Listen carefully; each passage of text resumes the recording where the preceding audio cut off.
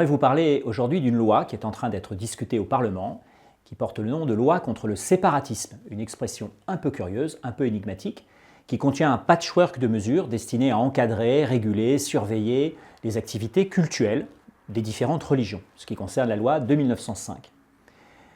Qu'en penser? Alors évidemment, nous, comme chrétiens, comme catholiques, surtout en France, on a une longue expérience des ingérences de l'État.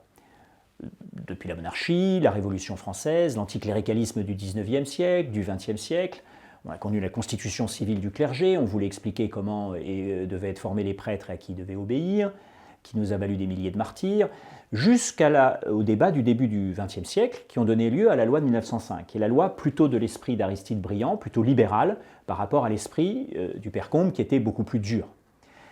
Alors, pourquoi cette loi? Clairement, elle vise à contrer les effets de l'idéologie islamiste qui provoque la violence.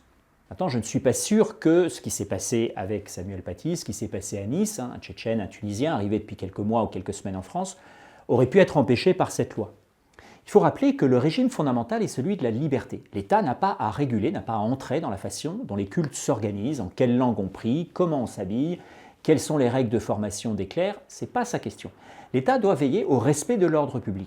Et évidemment, s'en prendre à tous les discours de violence. Quand c'est des discours d'extrême gauche, c'est l'extrême gauche. Quand c'est des discours d'extrême droite, c'est l'extrême droite. Si c'est des discours venant d'une religion, c'est le cas. L'État n'a pas à s'immiscer dans les affaires intérieures d'une religion, et cette religion elle-même d'ailleurs de sécréter les anticorps pour lutter contre leurs propres dérives.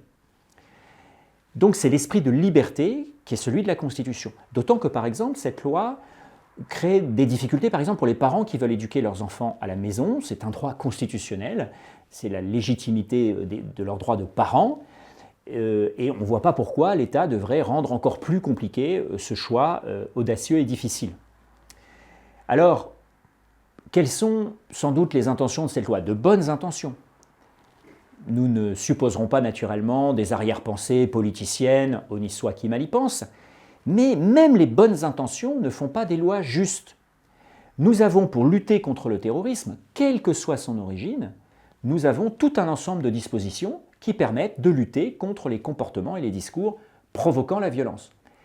Donc cette loi, malheureusement, risque d'être inutile et qui plus est de créer des difficultés pour l'ensemble des communautés religieuses en France.